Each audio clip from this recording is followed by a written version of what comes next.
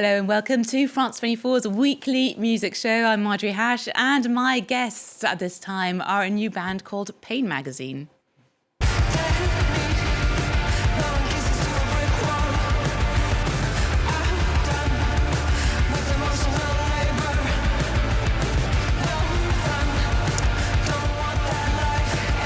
Amongst them, DJ, techno producer and performer Louisahhh. She's American but has been based in France since 2013. She's also gone from behind the decks to putting on hybrid live shows and being a full-on performer.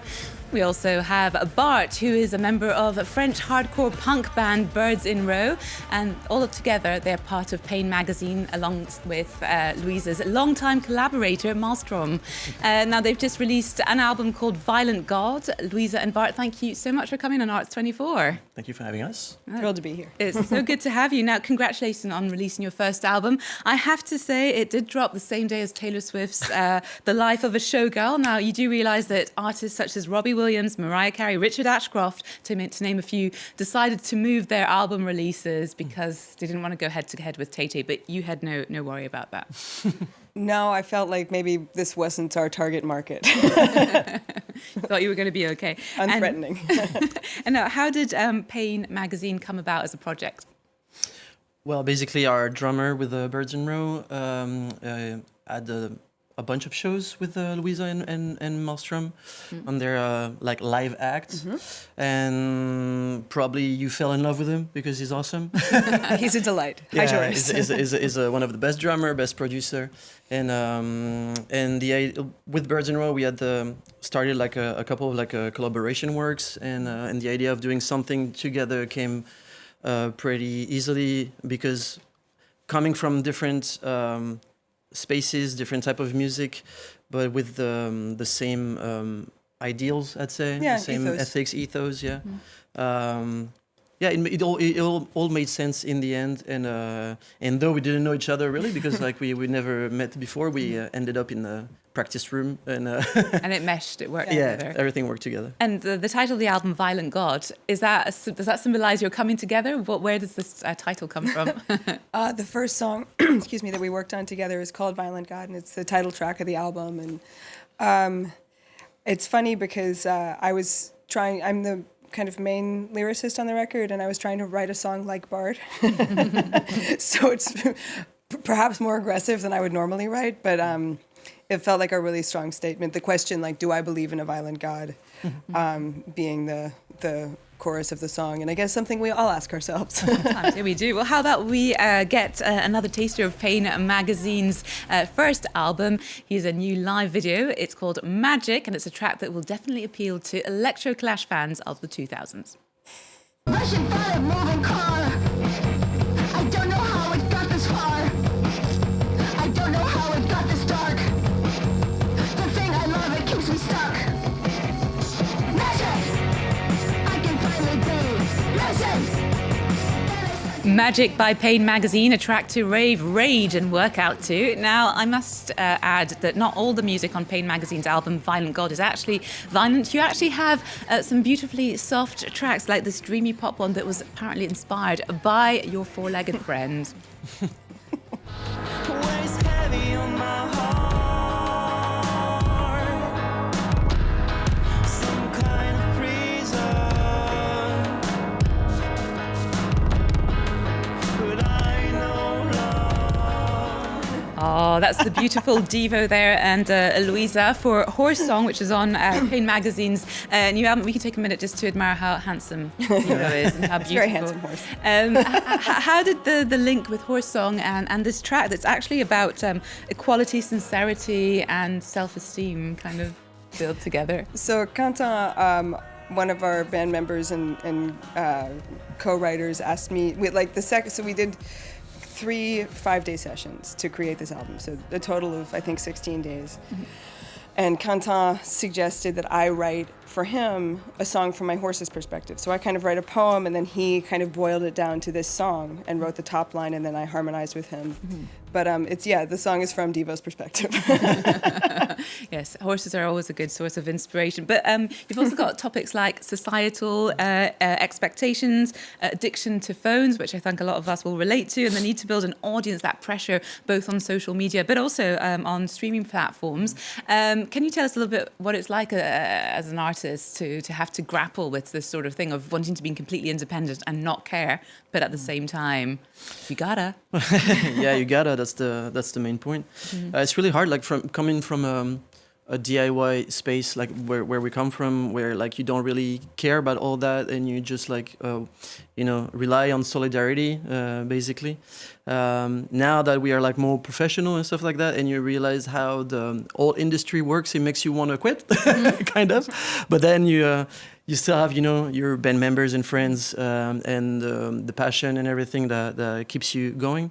It's really hard to do the things the way you really want it, because obviously, as you said, the industry is already built around you, and you don't have the keys, you don't have the you're not the master of your project totally. So I feel like the little spots of freedom that we can find in the independency in all this are very precious, and that's what we're trying to do, being like self-produced and only working with people we trust, and criticizing Spotify, for example, which is the hill I will die on. It's worth it. But hopefully, what do you think could be done to help artists? Because obviously it's audiences sticking it to the man, or those sort of streaming platforms that don't pay artists properly. But is there things that individually you think fans could do? Buy music on Bandcamp, go to shows, buy pre-sales, because like we're learning presently that a lot of touring relies on pre-sales, and a lot of people don't think of buying pre-sales for anything but really big tours that come through because they're not sure it'll sell out. But in order for bands to keep touring, keep getting booked, which is mostly our revenue stream now that Spotify is giving us 0.004 cents per dollar per stream. It's more important than ever that we can have kind of a sustainable touring career. So pre-sales are really important. Buying merch is really important. Bandcamp.com for anybody who wants to buy music or merch is a great place. And yeah, I mean, I think like Spotify is a main culprit, but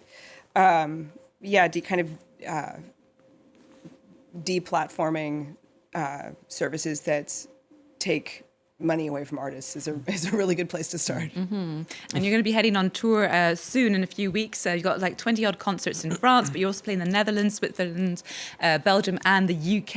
And I remember telling me, Louisa, that live shows were one of your favorite things ever above anything else. What can we expect from these shows? Peak spiritual experience. Yeah. Yeah. So what's Feel everything. What's going to happen live? Great question. a lot of lights. Yeah, a lot of lights, a lot of strobe warnings. And I think also, like Bart was mentioning, I think we have a great pleasure in playing together, and this is really evident because we made the album in a studio before kind of deciding to be a band. This is quite new for us to play as like a 5-piece, and it's fun. I think you can hear and feel that we're having a really good time on stage, and that we're kind of exploring uncharted territory as individuals by being part of this group. And that, like, the pleasure of musicking is as I said, like the best thing in the world. So we encourage everybody to come and experience that joy with us. I hope to do so myself. How about we take a look at some other music news, and we're going to start off with Tame Impala. You can give us thumbs up or thumbs down if you fancy, guys. But after working with the likes of Justice and Dua Lipa, Kevin Parker's band is releasing its 5th studio album entitled Deadbeat. Fatherhood and Australia's bush rave culture known as bush doof are said to have inspired the new record, which was recorded between LA and Western Australia. Here's the new video for the track Dracula. In the end, I hope it's you and me. In the darkness, I would never leave you. Never see me in the light of day. It's far too late. The time has come. I'm on the verge of caving in. I run back to the dark. Now I'm Mr. Charisma, fucking Pablo Escobar. My friends are saying, shut up, Kevin, just get in the car. A very poppy return for Tame Impala there. Now you'll be able to catch them on tour in 2026, playing Paris's Accor Arena on the 3rd of May.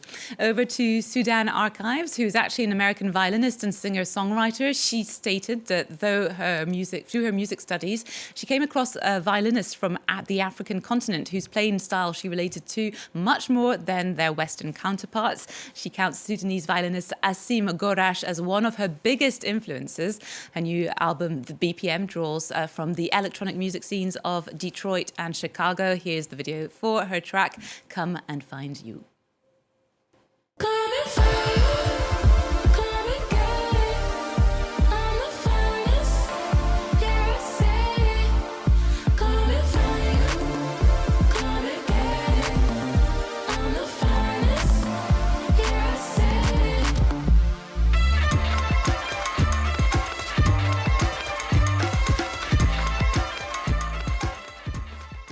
And you can catch Sudan Archives on October 25th at Paris's Gaîté Lyrique. She'll also be back in the French capital in December as part of her European tour. Louisa and Bart, thank you so much for coming on the show. It's been a pleasure having you, as always. And remember to check out their new album in collaboration with other members of Birds in Row and Maelstrom. They're called Pain Magazine, and their album is Violent God. It's out now. We're going to play out with the Last Dinner Party, who came to fame over the last couple of years thanks to their Baroque pop hit Nothing Matters. Their sophomore album From the Pyre is out this week. Catch them on tour and in Paris at the Zénith on the 25th of February. Here's their latest single, Second Best. Chewing gum and white wine, your cold answer's mine. I'm wasting my time. You know I hate to lose, and maybe that's why I've left you behind.